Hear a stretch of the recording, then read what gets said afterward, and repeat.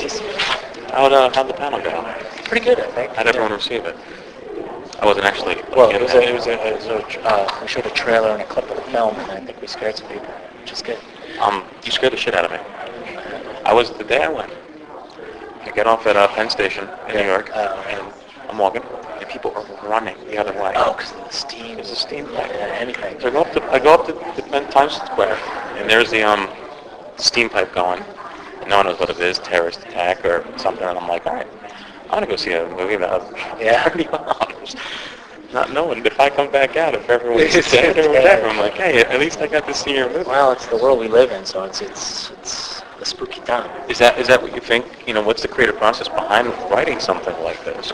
Well, I think accessing the atmosphere. I mean, I wrote the first draft back in 2003, and it was trying to tap into that kind of atmosphere, fear, and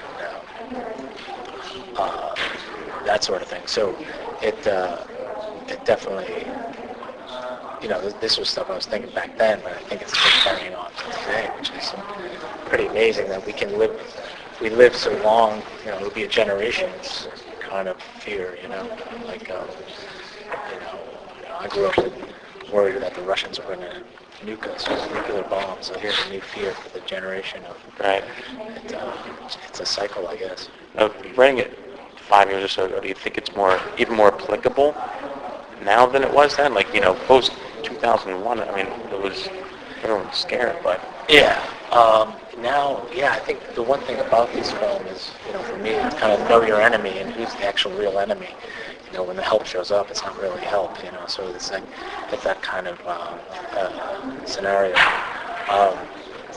And I think maybe this is even a better time to come out. If I was thinking about it back then, maybe I was one of few. Now, maybe there's more people thinking along these lines, and want to kind of inspire some new dialogue about, like, what would you do in this situation? Because this is what could happen. Was it a conscious decision just to have like a minimal cast in the writing process? Do you think that your actors sold it? We can talk about them in a moment. Yeah. But do you think about I have to have actual people, like 2 people with this entire movie? Yeah, and well, it was basically to approach a disaster film from inside out. So running with the characters when this horrific event was occurring was kind of like this real-time occurrence. So it's a perspective of these actors and these characters. So that coupled with, I knew I wasn't going to get a lot of money to make this. It would be my first film, and wanted to make an independent disaster film. So production-wise, I was, with my experience as an art director and a production designer, I came up through the ranks. I knew how to write something contained with few characters, and I'm glad it came out and threw it away, because it could have been, not so much. What was your budget? Less than $1 million. Really? Yeah. How did you make it look the way you did? Exactly. Like, you have those scenes that are just like the smoke. Yeah. Is that like CGI, or are you just camera tricks? Yeah, both. We did old school and new school. And we, some of the stuff, the ash in the window was actually guys on ladders with dust and fans, and then that was like enhanced with computer dust, and then we shoot the city, and then we took stock footage from Kuwaiti oil fires and flipped them and painted them into our city. So, really, we did all kinds of little neat tricks. Because it's extraordinary, and one of those things I think about your background. Do you think it definitely helps you along? Yeah, absolutely. It made me understand the tricks of the trade, and then I could focus on things I hadn't done, like storytelling and working with actors and writing dialogue and things like that. So the production aspect of the film, was second nature. How was it directing your first feature? Oh, exciting! I can't wait to do it again.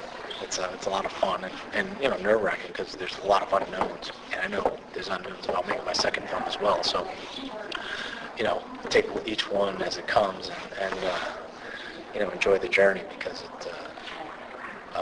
it's a great experience.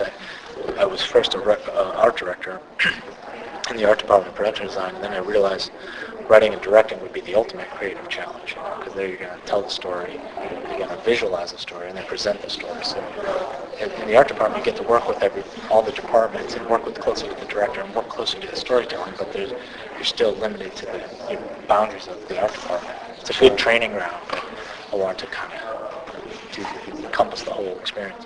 About your actors, Rory and then Mary, what was the thought process, I guess, behind their casting? How do you think they did? They did amazing, and they came in and auditioned for the part, which was great, and so we could match them up through the casting process.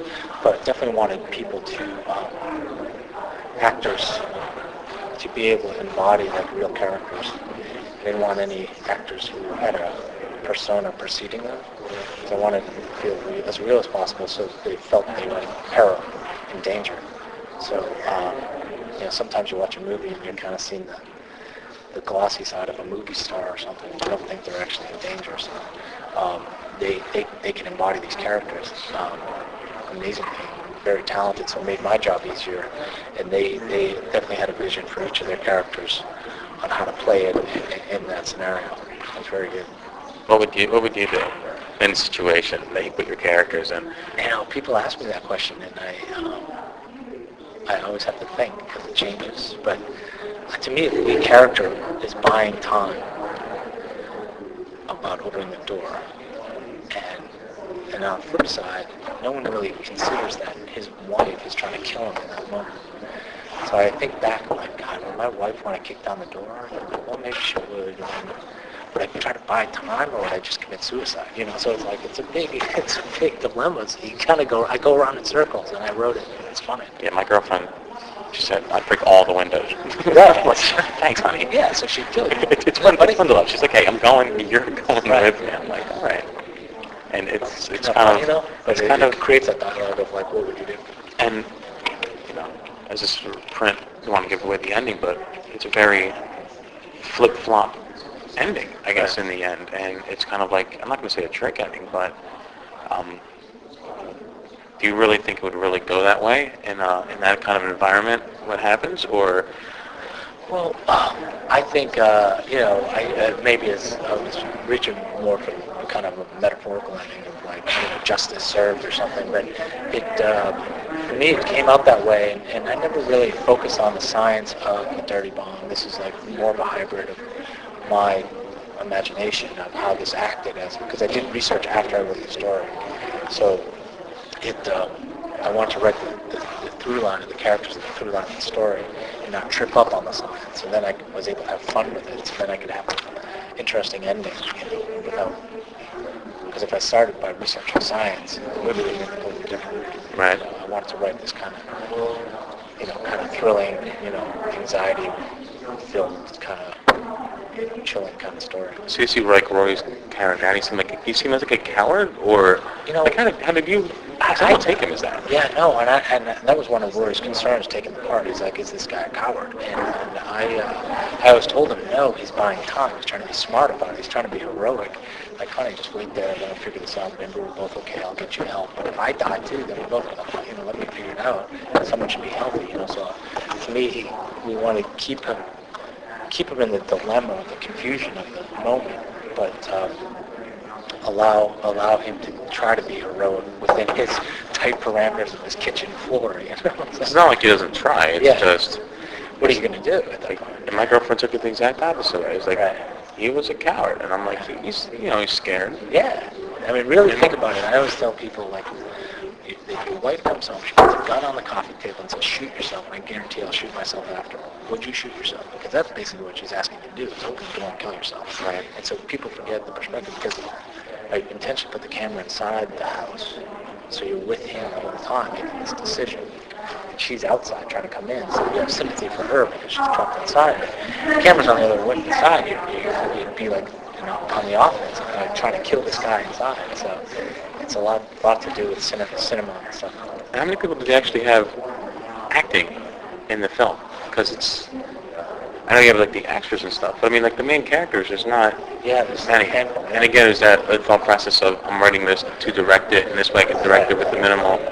I think that started it, and then I realized that that's how I would create the most compelling story. You really get with these characters and claustrophobic, and reduce the number of storylines.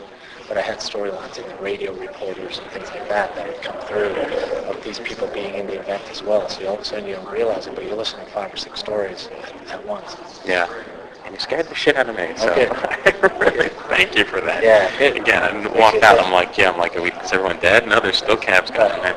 But I really enjoyed the film. Cool. My review's out there. Good Okay. repair.